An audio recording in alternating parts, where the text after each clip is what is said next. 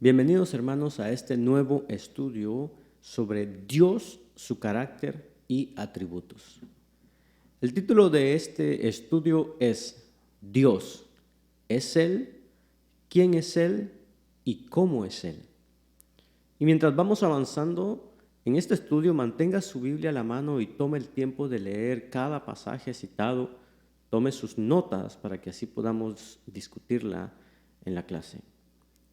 Un hombre llamado Will Durant dijo, y cito, la pregunta más grande de nuestra época no es comunismo contra individualismo, no es Europa contra Norteamérica, ni siquiera el este contra el oeste, es si el hombre puede soportar el vivir sin Dios.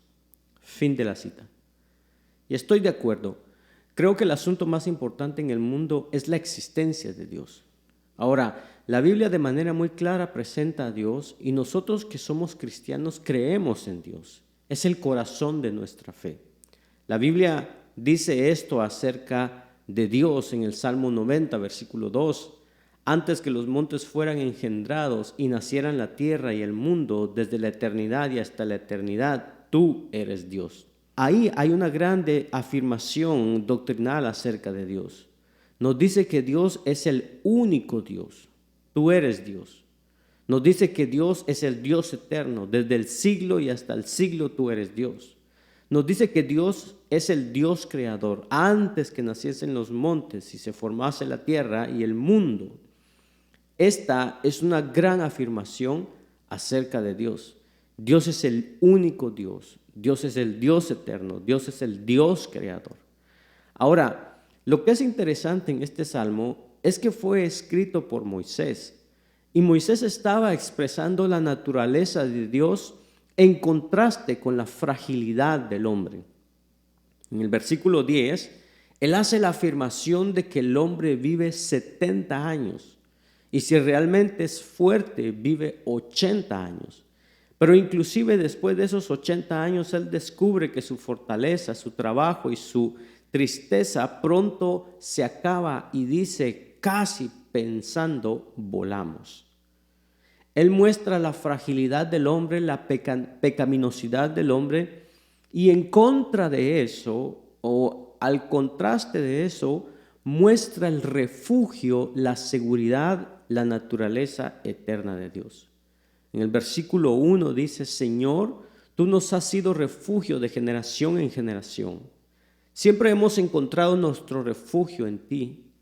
Siempre hemos tenido que enfrentar nuestras inaptitudes y nuestras fragilidades y siempre hemos conocido que la única fortaleza fue tu fortaleza. Entonces vemos a Dios como el Dios eterno, el Dios creador, la fortaleza de su pueblo. Básicamente, ese es Dios. La pregunta que viene a la mente conforme comenzamos nuestro estudio es el hecho de que algunas personas dicen que los cristianos simplemente han inventado a este Dios. De hecho, que toda persona en el mundo que tiene religión simplemente ha postulado esa religión o ha sido víctima de algún ancestro que lo hizo, cuando de hecho realmente no hay nada sobrenatural en absoluto. Y entonces hacemos la primera pregunta, ¿es Él? ¿Acaso el Dios de la Biblia dice que existe? ¿Realmente existe? ¿Es Él?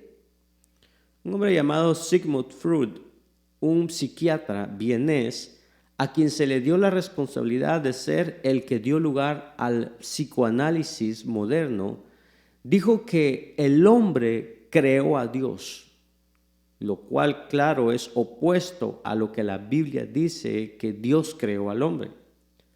En su libro, Freud, El futuro de una ilusión, él dijo que el hombre necesita tan desesperadamente seguridad y debido a que él tiene temores tan profundamente arraigados y debido a que él vive en un mundo amenazante en el que él tiene muy poco control sobre sus circunstancias, él inventó a Dios para sacarlo cuando él necesitara algo.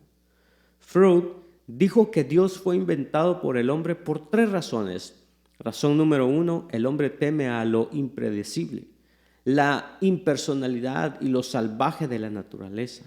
En otras palabras, El hombre ve enfermedad, hambre y desastre y él sabe que no tiene defensa alguna contra ninguna de estas cosas y entonces él postula a alguien en algún lugar que pueda liberarlo. Le doy un ejemplo. Es algo así como un hombre que está en una isla, está viviendo en una isla volcánica de lo cual no hay escape y él está sentado ahí en su choza hecha de palmeras. Un día él oye los truenos y el cielo comienza a tronar un poco y él hace lo que puede hacer para asegurar todo. Es algo que sucede de vez en cuando. Es una isla volcánica. Él preparará su pequeña choza y se asegura que los niños estén seguros y que todo esté bien. Tal vez puede consolar a su esposa un poco. Pero después los truenos se vuelven severos. Él sale de la choza, ve hacia arriba en la montaña y él ve que la lava está descendiendo de la parte de arriba del volcán. Ahora él se da cuenta de que preparar la choza no va a tener mucho efecto y tampoco lo va a tener consolar a sus hijos. Cuando la lava comienza a bajar por el costado del volcán, no hay manera de salir a ninguna parte. Y entonces él inmediatamente solo tiene una cosa, y eso es buscar una especie de salida sobrenatural, superhumana para sacarlo. Entonces Freud dice que él inventa a Dios. La segunda cosa que Freud dijo que causó que los hombres inventaran a Dios fue que el hombre tiene miedo debido a sus relaciones con su prójimo. Debido a que el hombre con tanta frecuencia siente que el resto de la gente lo trata mal, él quiere postular una especie de árbitro divino, una especie de Dios cósmico con un super silbato que en últimas puede detener el partido de la vida y darle a todo mundo lo que merece. Alguien que va a corregir las cosas aún si a cada uno de nosotros no le están saliendo bien las cosas. Freud, en tercer lugar, dijo que el hombre ha inventado a Dios porque él teme la muerte y la extinción.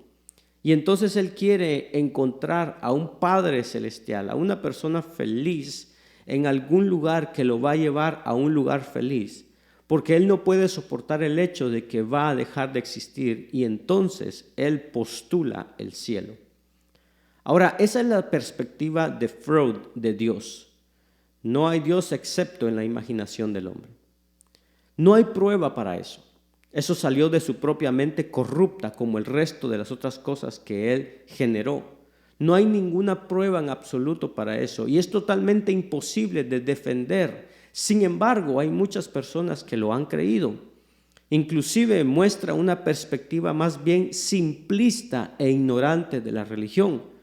Porque si realmente examinamos la religión, descubriremos que cuando el hombre inventa o crea a un Dios, él rara vez inventa un Dios que libra. Normalmente es un Dios opresivo que continuamente tiene que ser apaciguado. Yo más bien estaría en desacuerdo con Freud y postularía exactamente lo opuesto. Creo que el hombre no ha hecho a Dios, sino que de hecho, si el hombre hiciera lo que quisiera, él preferiría que Dios no existiera.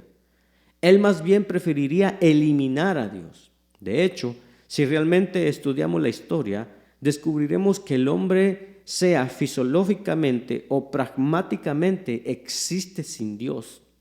Él hace lo mejor que puede para eliminar a Dios. Él inclusive inventa teología que dice que Dios está muerto. Inclusive la gente que no puede enfrentar filosóficamente la realidad de vivir sin Dios, vive como si no hubiera ningún Dios. Por ejemplo, si regresamos al huerto, lo primero que sucede en el huerto, fuera de caminar y hablar con Dios, fue el pecado. Adán y Eva cayeron. Pero ¿qué es lo primero que ellos hicieron inmediatamente después de que cayeron?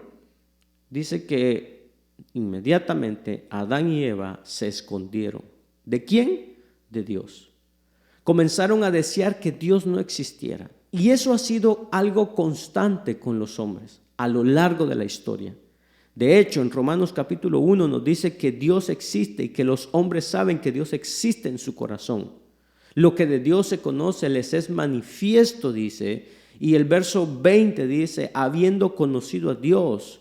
El versículo 21 dice, habiendo conocido a Dios. Romanos 1:28 dice, pero no quisieron retener a Dios en su conocimiento. El hombre no ha hecho a Dios. El hombre ha deseado que Dios no existiera. Entonces yo diría que Freud está totalmente equivocado. El hombre no ha inventado a Dios.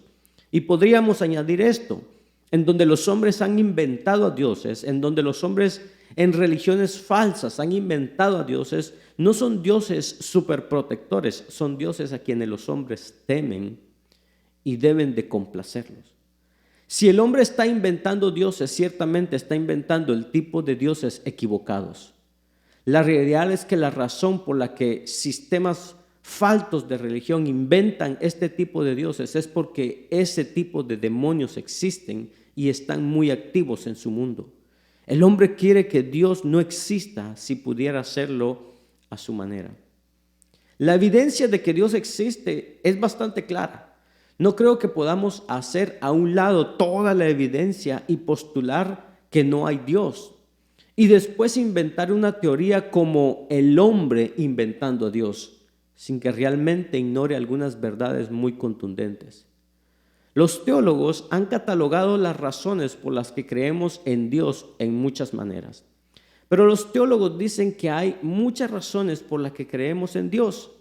Y no pueden probar a Dios, pero ciertamente pueden mostrarnos que hay más razones de creer en Dios que la razón para no creer en Él. Escuche esto, como cristianos aceptamos un gran milagro, Dios, y todo lo demás tiene sentido. Un ateo niega a Dios y tiene que tener un milagro para cualquier otra cosa. Y ellos dicen que necesitamos mucha fe, demasiada fe para creer en Dios. Por ejemplo, hay lo que los teólogos llaman un argumento teleológico. Eso viene de la palabra teleios, lo cual significa perfección o resultado o fin. Cuando vemos algo que ha sido perfeccionado, terminado o acabado, nosotros pensamos o nosotros decimos es un diseño perfecto y debe de haber tenido un diseñador.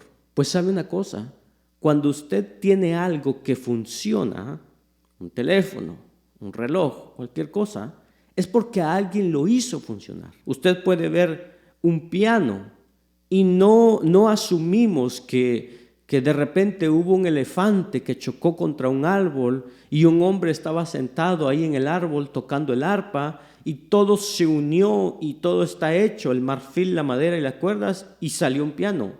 No, eso es ridículo, eso es absurdo.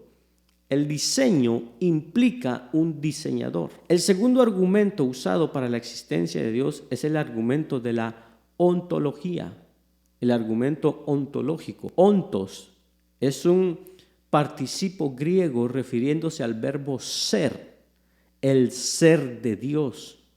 El hecho mismo de que el hombre pueda concebir de Dios en términos que verdaderamente son la naturaleza de Dios indica que Él existe. El tercer argumento para Dios viene de la estética. La gente dice, debido a que hay belleza y debido a que hay verdad, tiene que haber algún lugar del universo, el estándar sobre el cual la belleza y la verdad están basados. También está el argumento volitivo. Debido a que el hombre enfrenta muchas opiniones, debido a que el hombre tiene la voluntad para tomar esas decisiones, elegir, debido a que hay una capacidad para que el hombre exprese una voluntad individual, debe haber en algún lugar una voluntad infinita. Después está el argumento de la moralidad. El hecho mismo de que conocemos lo que está bien y lo que está mal sugiere la necesidad de un estándar absoluto. Ahora alguien podría decir, no creo que exista lo que es correcto y lo que está incorrecto, lo que es bueno, lo que está malo. No hay una manera absoluta de decir qué está bien y qué está mal. Pero ¿y si alguien toma una ametralladora y hace algo terrible, como simplemente matar a una multitud de niños pequeños en el patio de una escuela? Pregunto, ¿Está bien o está mal? Un hombre sería un torpe absoluto si no reconociera en este punto que hay algo que está bien y hay algo que está mal. Y si hay algo que está bien y algo que está mal, entonces en algún lugar hay un estándar. Y si hay un estándar, entonces más vale que descubramos de ese estándar qué más está bien y qué más está mal. Este es el argumento de la moralidad. Después tenemos el argumento de la cosmología. Cosmología es el argumento de causa y efecto. Solo hay dos perspectivas del universo. O Dios es y eso tiene sentido, o Dios no es. Y entonces tenemos algunos problemas. La cosmología es el argumento de causa y efecto. El cosmos, el mundo, el efecto, el universo. Lo vemos y decimos quién lo hizo. Y conforme definimos el mundo, aprendemos más acerca del que lo hizo. Por ejemplo, la causa del movimiento perfecto debe ser poderosa. La causa de la complejidad debe ser omnisciente. La causa de la conciencia debe ser personal. La causa del sentimiento debe ser emocional. La causa de la voluntad debe ser volitiva. La causa de los valores éticos debe ser moral. La causa de los valores religiosos debe ser espiritual. La causa de la belleza debe en sí mismo ser estética. La causa de la justicia debe ser santa. La causa de la rectitud debe ser recta. La causa del amor debe ser amorosa. La causa de la vida debe estar viviendo. Lo único que necesitamos hacer es ver lo que tenemos en el mundo y verlo con cuidado, y veremos que debe haber un Dios que es infinito, eterno, omnipotente, omnipresente, omnisciente, personal, emocional, volitivo, moral, espiritual, estético, santo, justo, amoroso y viviente. Todo está ahí. Podemos tomar la Biblia y la Biblia sustenta cada parte de eso. Dios es. Y podríamos decir, bueno, para que un hombre crea que Dios no es, tendría que ser bastante ignorante. No, la Biblia lo dice claramente en el Salmo 53:1. Dice el necio en su corazón, no hay Dios.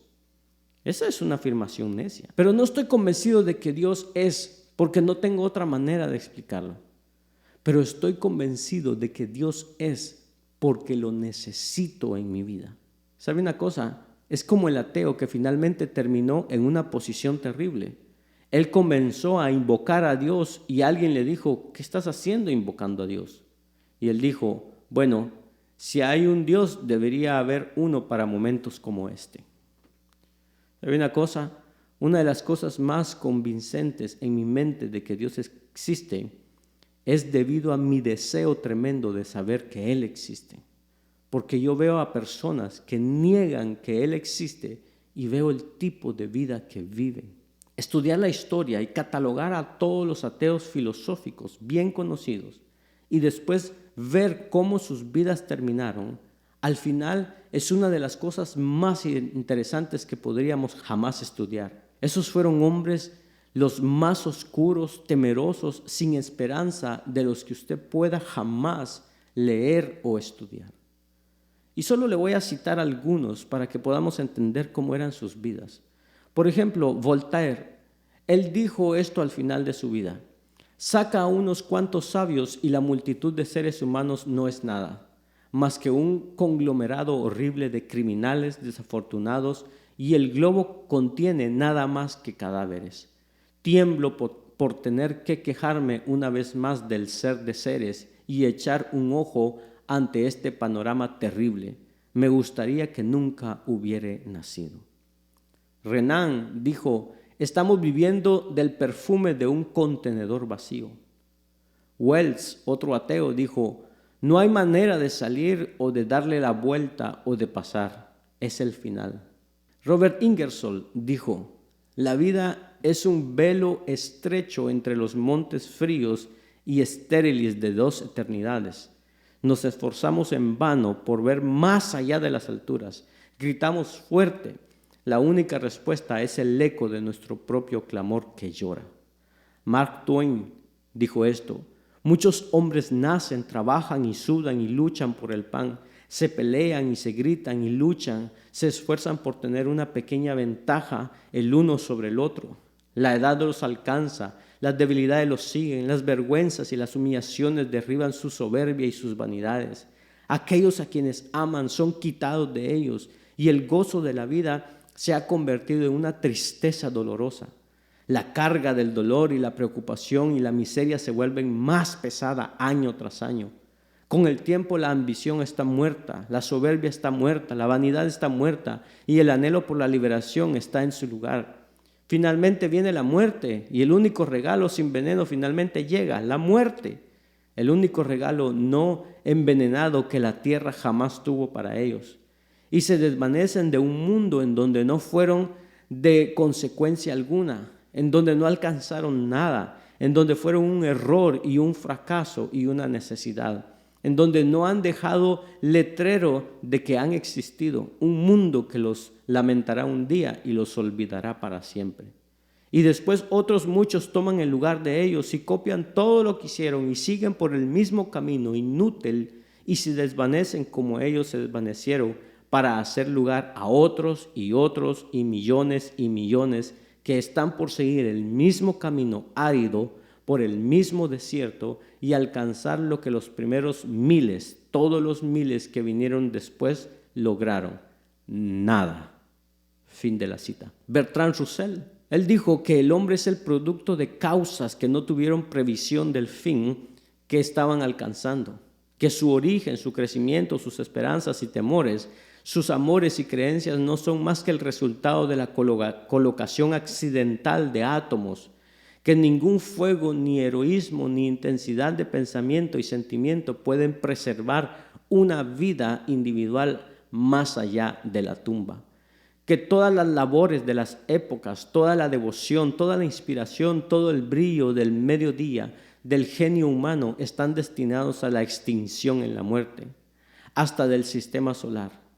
Y que el templo entero del mérito humano inevitablemente debe ser sepultado debajo de los restos del universo en ruinas.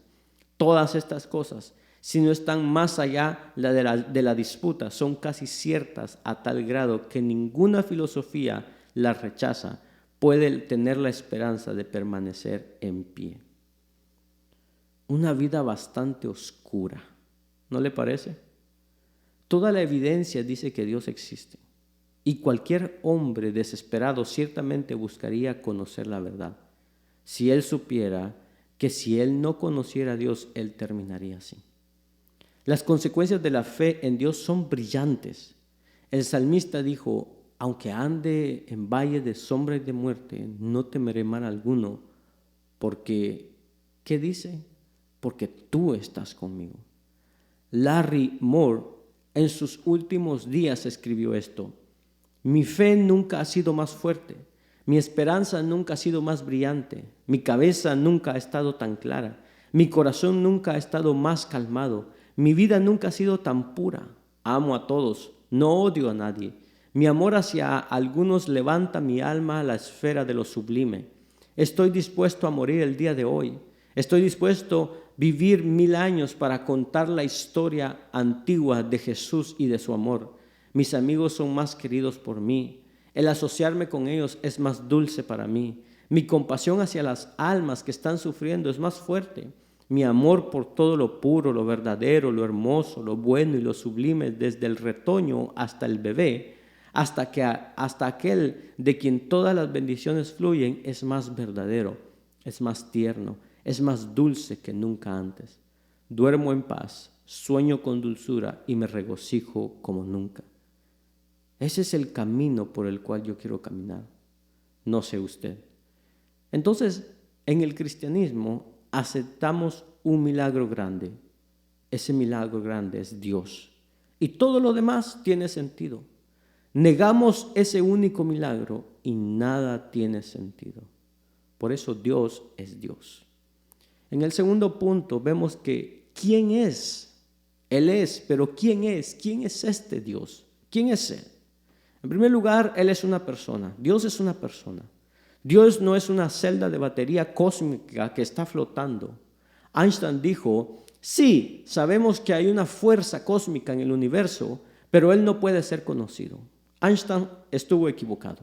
Dios, creemos que es una persona, y una de las razones por las que creemos eso es porque la personalidad debe de venir de la personalidad.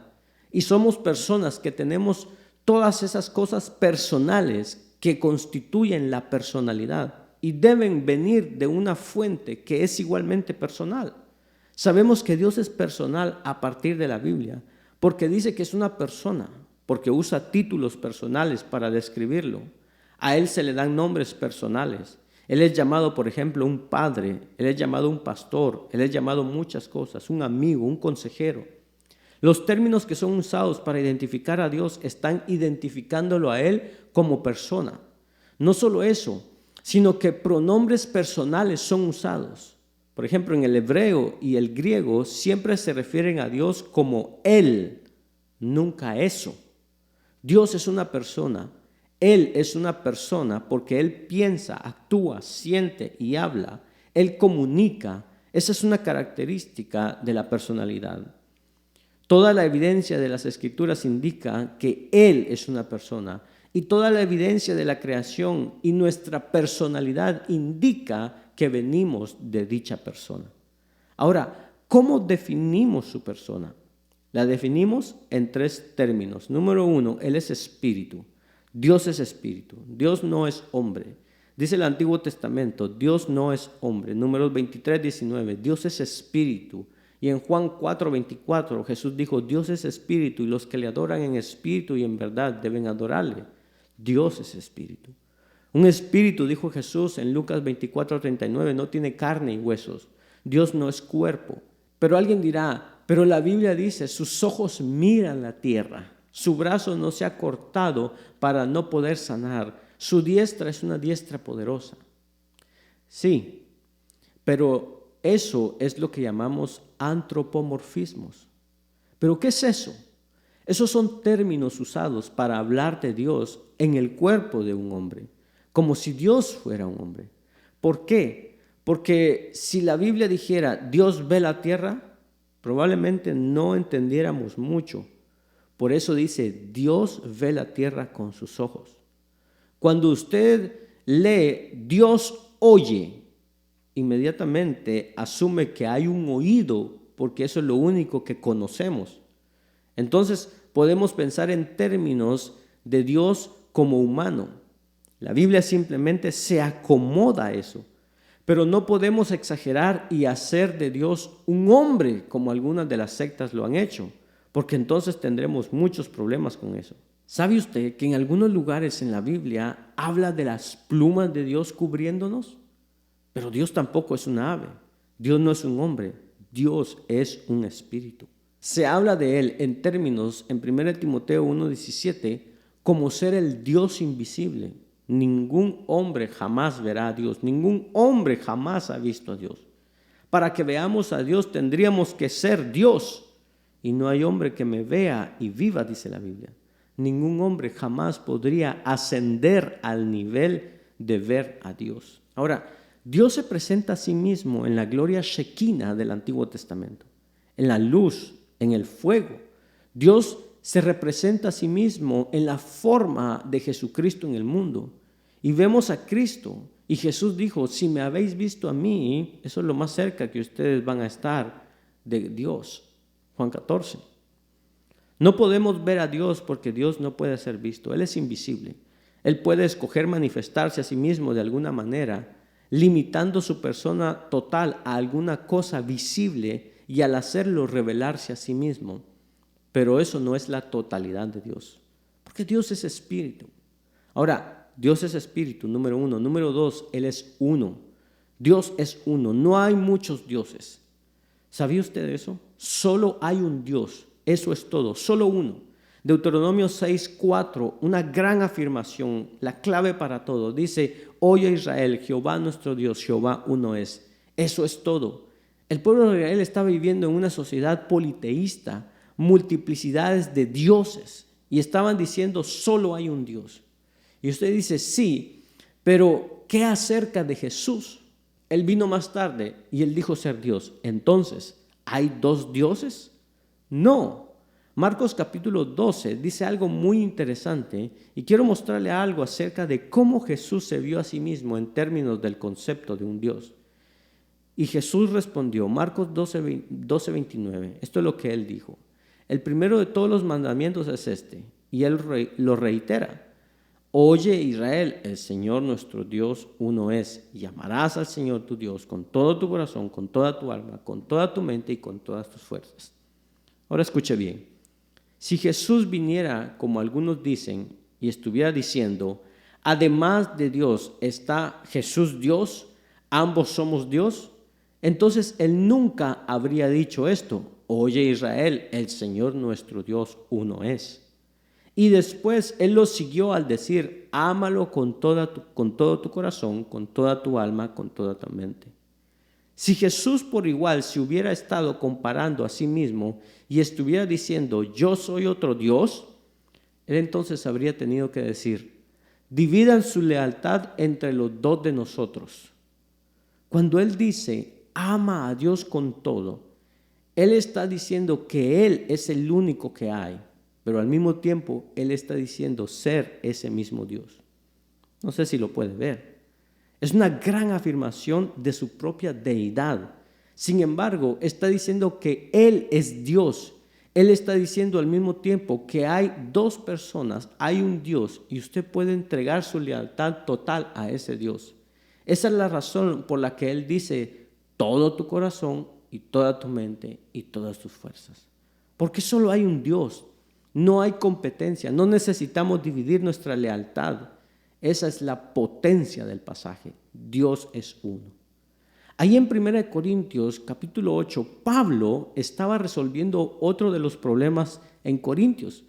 Y tenía un problema porque estaban viviendo en una sociedad pagana en donde había muchos dioses. Habían ídolos por todos lados. Y la gente hacía esto. Dice que traían sus ofrendas a sus dioses y comúnmente les ofrecían alimento, comidas. Si usted quería descender y adorar al Dios que usted quisiera, quizás usted era un admirador de Marte o alguien así, o de Diana, Artemis. Usted iba y llevaba un pequeño monto, o si no llevaba alimentos, y usted entraba a su templo y usted podía presentar una pequeña ofrenda delante de su Dios y colocaba su alimento ahí. Bueno, después de que colocaba el alimento ahí, no nada más se quedaba la comida ahí. Los sacerdotes que operaban el pequeño lugar de donde salía de ir a dejar el alimento, dice que ellos tomaban el alimento y lo vendían la comida. ¿Por qué no? Sacaban dinero. La gente iba a adorar y vamos a sacar algo de utilidad y vamos a mantener la operación funcionando. Entonces salían por atrás del templo y vendían las cosas que la gente llevaba, la comida que llevaba. Bueno, lo que sucedía es que los cristianos iban ahí al mercado, ahí donde vendían esto. Estaban buscando una buena oferta, comida a buen precio. Encontraron una oferta y compraron el alimento. Bueno, lo que pasaba es que estaban comprando lo que estaba en el mercado que lo sacaban por detrás del templo. Entonces, algunos de los cristianos estaban molestos porque otros cristianos estaban comiendo comida ofrecida a ídolos y salían a una pequeña cena o iban y se reunían y le preguntaban, ¿dónde conseguiste tu alimento? Bueno, lo conseguimos en el mercado. Y entonces decían, no me voy a comer eso fue ofrecido ahí a ídolos. Y había todo tipo de problemas que estaban pasando ahí en términos de su comunión. Entonces Pablo está escribiendo aquí para decirles qué hacer con este asunto. Y el versículo 4 de 1 Corintios 8 dice, por tanto, en cuanto a comer lo sacrificado a los ídolos, sabemos que un ídolo no es nada en el mundo. Ahora, ese es su punto. Un ídolo no es nada. Disfruten si es la mejor oferta en el mercado, cómprenla, coman. No van a hacer nada de diferencia. De cualquier manera, no hay nada ahí. Un ídolo no es nada. Pero observe el final del versículo 4. Porque aunque haya algunos llamados dioses, ya sea en el cielo o en la tierra, como por cierto hay muchos dioses y muchos señores. Versículo 6, sin embargo, para nosotros hay un solo Dios, el Padre, de quien proceden todas las cosas y nosotros somos para Él. Y observe esto, y un Señor, Jesucristo. Y una vez más, alguien podría decir, bueno, espera un minuto, tienes uno y uno, eso equivale a dos dioses. No, escuche, hay un Dios, el Padre, del cual proceden todas las cosas, y nosotros somos para Él, y un Señor Jesucristo, por medio del cual son todas las cosas, y nosotros por medio de Él. Ahora escuche, ¿cómo es que todas las cosas pueden ser por Dios y todas las cosas ser por el Señor Jesús y nosotros ser por Dios y nosotros ser por el Señor Jesús, a menos de que ambos sean el mismo? Como puede ver, otra afirmación de la deidad absoluta de Jesucristo sin dividir a Dios en dos partes. Dios es uno. En 1 Timoteo 2:5 es el mismo. Hay un Dios. Eso es todo, un Dios, no muchos. Ahora, nosotros podemos simplificar nuestra vida religiosa. Solo hay un Dios. Y nuevamente alguien dice, espera un minuto, pero el Salmo 82 dice a los gobernantes de Israel, y vosotros sois dioses. Y algunas personas han dicho, ¿por qué Dios dijo eso? Dios dijo, vosotros sois dioses. ¿Qué significa? ¿Qué quiere decir son dioses? ¿Quiere decir él que hay muchos dioses? No. En el Salmo 82, él está hablándole a los jueces de Israel. Y él no está hablando de su esencia, sino que él está hablando de su función. Él está diciendo, ¿saben una cosa? Ustedes que están sentándose, juzgando a Israel, están sentándose en el lugar de Dios. ¿Entendemos ahora lo que él quiere decir? Ustedes están juzgando como si Dios estuviera ahí. Ustedes están sentándose en el lugar de autoridad de Dios y ustedes han pervertido ese lugar. En el versículo siguiente, Él los va a confrontar. Entonces es obvio que no son iguales a Él como Dios es santo, o de lo contrario, no lo estaría diciendo. Y después, el versículo sigue diciendo, levántate, oh Dios, juzga la tierra. Número 3. Y es apropiado que este sea el número 3. Dios tiene 3 personas. Dios es uno, un espíritu, Dios es uno y Dios es 3. Ahora, la gente siempre ha dicho, bueno, no puedes probar la Trinidad. Bueno, la manera más simple de probar la Trinidad es simplemente leer la Biblia desde el principio hasta el final. Y siempre terminamos con las mismas 3 personas operando en algo total. Es algo total. Pero simplemente para mostrarle algunos versículos que son muy interesantes. Vemos Génesis 1 y dice, en el principio creó Dios. Y la palabra para Dios es la palabra hebrea Elohim o Elohim. Y cada vez que hay un him, H-I-M, him es una terminación al final de una palabra hebrea y es plural. Es como ese en español. Por ejemplo, para perros, gatos, personas, etc. Es plural. Him en hebreo es plural. En el principio creó Dios es plural. Sin embargo, es un concepto singular, Dios, quien es visto de una manera plural. Inclusive la Trinidad es presentada desde el comienzo mismo. En Mateo capítulo 3, Jesús está siendo bautizado y la Biblia dice que Jesús estaba siendo bautizado. El Espíritu Santo descendió como paloma. El Padre dijo, este es mi Hijo amado en quien tengo complacencia. Padre, Hijo y Espíritu Santo. Todos juntos, misma escena, mismo pasaje. Juan 14, Jesús dice, yo me voy a ir con el Padre. Él va a enviar al Espíritu Santo. Los 3 en el mismo pasaje. Juan 14, 16, 17. 1 Corintios capítulo 12, el apóstol Pablo habla de los dones espirituales. Él dice, hay diferentes maneras en las que el Espíritu opera. Hay diferentes ministerios que el Señor usa, pero el Dios es el mismo. 3 versículos, los 3 miembros de la Trinidad mencionados de nuevo. ¿Ha leído el final de 2 Corintios 13, 14? que dice: la gracia de Dios, el amor del Señor Jesucristo y la comunión del Espíritu Santo sean con todos vosotros. Amén. Los tres en el mismo versículo. Primera de Pedro 1:2. Dice: según el previo conocimiento de Dios Padre, por la obra santificadora del Espíritu, para obedecer a Jesucristo y ser rociados con su sangre. Los tres en el mismo versículo. Eso es simplemente una muestra de lo que hay en la Biblia. Dios es uno, sin embargo es tres. Y podríamos pensar, bueno, ¿cómo es que funciona esto? No lo sé, no tengo la menor idea. Y este mensaje entero, comparado con la realidad de Dios, es como una piedra de arena comparada con toda la inmensidad del universo. Yo no puedo entender a Dios. Si tratamos de entender la Trinidad, vamos a terminar acostados en la cama recitando el alfabeto griego. No lo podemos entender, no hay manera. Dejemos que así sea. Simplemente creámoslo. Dios es uno, sin embargo es tres. Y no quiero decir al decir que Él es tres, que es como el monarquianismo moralista o el sabelianismo, lo cual fue una herejía antigua que decía que Dios realmente es un artista que se cambia rápidamente, que Dios tenía un closet y que Él salía y hacía lo que Dios hace. ¡Tarán! Y después Él corría de regreso y se vestía con su traje del Espíritu Santo y salía y hacía lo que el Espíritu Santo hace. Y después de otro rato Él volvía a entrar y salía con otro traje. Eso es realmente lo que estaban diciendo. Pero Dios no es así. Dios es uno. Sin embargo, es tres exactamente al mismo tiempo. Y la gente dice, bueno, es como un huevo, la yema, la clara y el cascarón.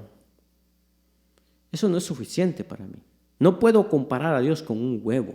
Otras personas dicen, es como el agua, puede ser hielo, líquido y vapor. Eso tampoco funciona. No es como nada de eso, no es como nada en absoluto. La gente dice, es como la luz. Puede iluminar o puede dar calor o puede producir energía. Dios es simplemente Dios y no hay un foco en el mundo, no hay un huevo en el mundo y no hay agua como Él. Él es Dios, Él es tres en uno. No lo entiendo, simplemente lo creo y me da gusto que no lo entienda. El día que yo lo entienda a Dios o que yo pueda entender a Dios, seré igual a Dios. Y cuando eso suceda, todo el mundo estará en muchos problemas. ¿Quién es Él? Él es una persona, Él es un espíritu, Él es uno y sin embargo son tres. Y finalmente voy a cerrar con esto. ¿Cómo es Él? ¿Cómo es Él? ¿Cómo es este Dios? Bueno, en primer lugar, fuera de nosotros, ¿cómo es Él simplemente por sí mismo? Número uno, y este es el único atributo que vamos a ver aquí, y realmente es importante, Él es incambiable. Aferrémonos a esto. Es un concepto tremendo. Dios es incambiable. El Salmo 102, versículo 26, Él dice, los cielos van a cambiar y tú los vas a cambiar, pero tú eres el mismo. Dios nunca cambia. En Malaquías 3:6, Él ve a Jacob y Él le dice, Jacob, debería destruirte, pero no voy a destruirte porque yo soy el Señor y no cambio. Yo guardo mis pactos. Yo soy Jehová y no cambio. Malaquías 3:6. Santiago dice, toda buena dádiva y todo don perfecto desciende de lo alto, del Padre de las luces, en el cual no hay mudanza ni sombra de variación. Ni siquiera hay algo insignificante que Él alteraría. Dios nunca cambia, Dios no cambia. Ahora piénselo, piense esto. El cambio o es algo para mejorar o algo para empeorar. ¿No es cierto? Ambos son inconcebibles con Dios. Él no podría ni mejorar y Él no podría empeorar, porque Él nunca cambia. Ahora, eso lo aparta de todo, porque todo cambia, los cielos cambian. Usted mira hacia arriba y ve que los cielos se mueven, alteran su curso, sin embargo son rígidos en su curso. Apocalipsis nos dice en Apocalipsis 6:19 que algún día el Señor va a destruir los cielos en su totalidad, como sacudir a una higuera fuera de tiempo. Las estrellas van a caer y los cielos se van a enrollar como un pergamino. El sol va a dejar de dar su luz, la luna se va a convertir en sangre y todo va a terminar en un caos en el cielo. Los cielos van a cambiar. Créame, no solo eso, sino que la tierra cambia. El hombre la cambia. Él ha cambiado con sus máquinas, Él cambia la atmósfera de la tierra con su contaminación. La cambia todo el tiempo y algún día en Apocalipsis 6:19 de nuevo dice que Dios va a moverse sobre la faz de la tierra y va a cambiar muchas cosas de manera muy drástica. Los mares van a ser contaminados, el agua dulce va a ser contaminada, una gran parte del césped, de las cosas verdes van a morir, los humanos van a morir. Serán holocaustos terribles, granizos de varios kilos van a caer. La faz de la tierra va a ser cambiada. Ya ha sido cambiada una vez por el diluvio y volverá a ser cambiada. Los elementos se derretirán con calor ardiente cuando la tierra sea consumida. Los impíos van a cambiar. Ellos cambian todo el tiempo. La gente impía simplemente cambia, fluctúa, sus lealtades cambian, sus actitudes cambian. Algún día su identidad entera va a cambiar cuando se encuentren a sí mismos frente a un Dios santo, y lo que piensan que es una manera feliz de vivir va a resultar ser algo trágico conforme pasan una eternidad sin Dios. ¿Sabe una cosa? Incluso los cristianos cambian. Los mejores de nosotros cambiamos. ¿No es cierto? ¿Cómo usted oye estas palabras? Josué Cano es el mismo de ayer, hoy y por los siglos. Como que no suena muy bien, ¿verdad? Yo no soy el mismo hoy y por los siglos. Eso es ridículo, yo cambio. Hay veces cuando mi amor hacia Cristo arde y obedezco su palabra. Hay veces cuando se reduce y desobedezco. ¿Usted no es así? Yo cambio. Inclusive los mejores cristianos cambian. David dijo en algún momento: el Dios de mi roca, en Él confiaré, en 2 Samuel 22:3. Y nosotros decimos: wow, David. Y después él dice: un día pereceré en las manos de Saúl.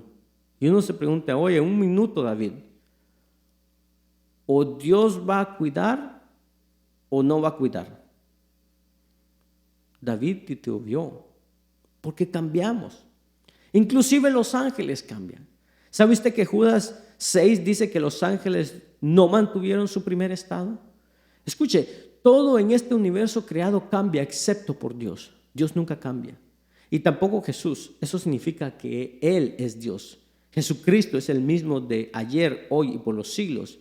Es una de las más grandes afirmaciones de la deidad de Jesucristo jamás hecha en la Biblia. Solo hay una cosa en el universo que no cambia, eso es Dios. ¿Qué quiere decir eso para los piadosos? ¿Qué significa esto para mí, para usted como cristiano, que Él no cambia?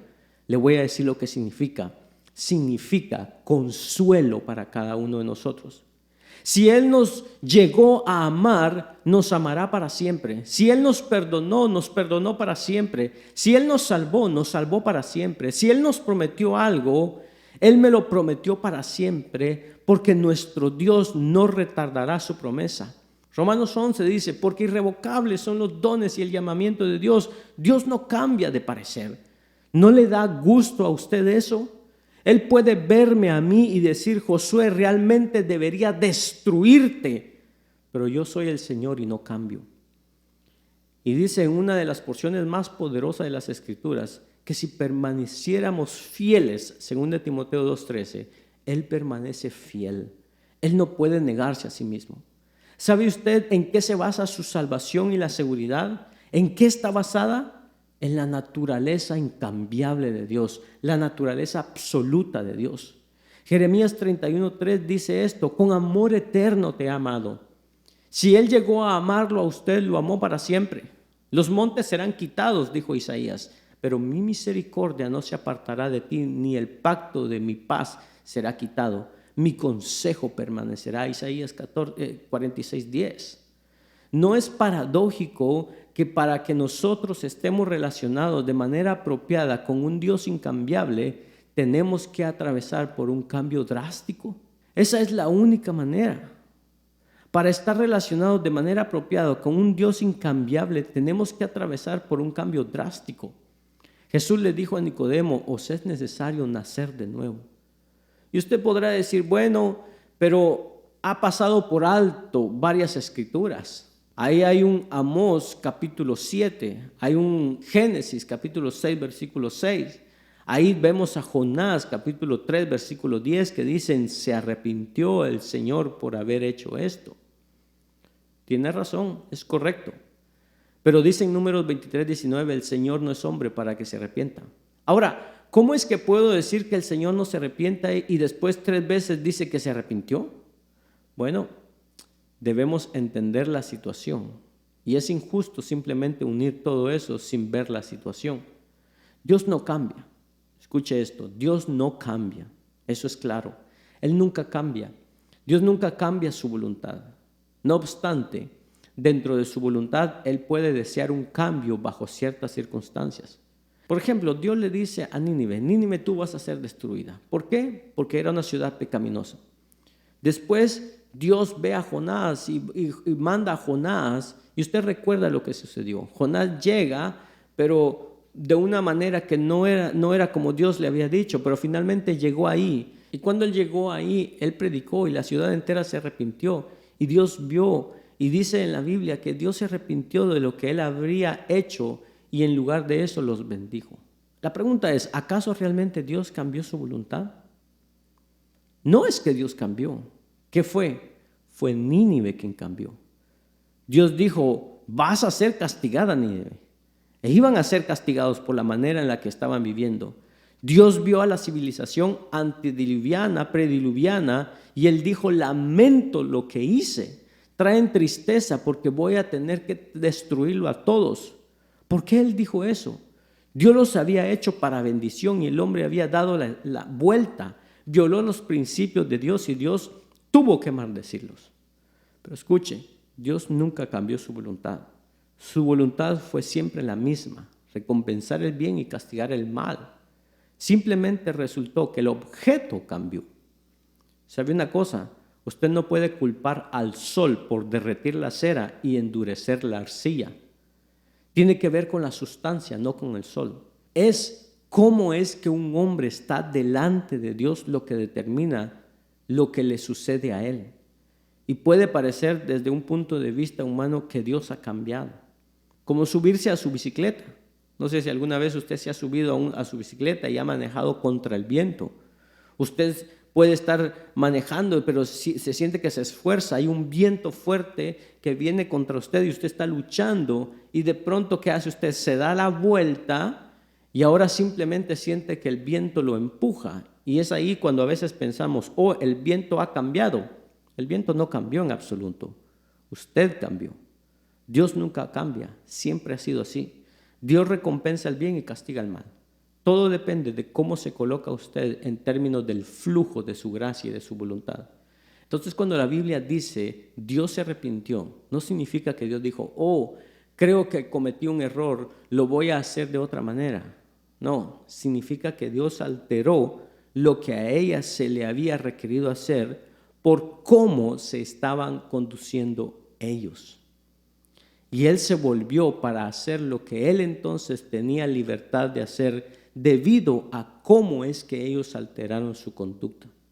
Pero su voluntad nunca cambió. Su voluntad fue siempre la misma, castigar la maldad y recompensar el bien. Él no cambia, Él nunca sale de su curso. Y entonces Dios no cambia. Hermano, no sé cómo es que usted recibe esto, pero para mí esto es emocionante. Yo le pertenezco a Él y Él va a cuidar de mí. Si Él me hizo una promesa, me la prometió para siempre. Si Él dice, mi Dios suplirá todo lo que os falte, eso no significa que se le acabaron las cosas en 1950 y Él ahora tiene problemas. Eso es bueno para todo el mundo, para todos los tiempos. Estoy seguro en eso. ¿Usted no? ¿Qué significa para un incrédulo todo esto? Si Dios dijo, el alma que pecare esa morirá, es en serio. Si Dios dijo, la paga del pecado es muerte, es en serio. Si Dios dijo, hay un infierno eterno, es en serio. Y si eso es lo que Él dice ahora, eso es lo que Él dijo en el pasado. Eso es exactamente lo que va a suceder. La Biblia dice en el Salmo 119, 89, para siempre. ¿Por cuánto tiempo? Para siempre, oh Jehová, tu palabra está fijada en los cielos. Para siempre. Dios nunca cambia. Para algunos de nosotros eso es gozo incesante. Para otros de nosotros debería ser temor.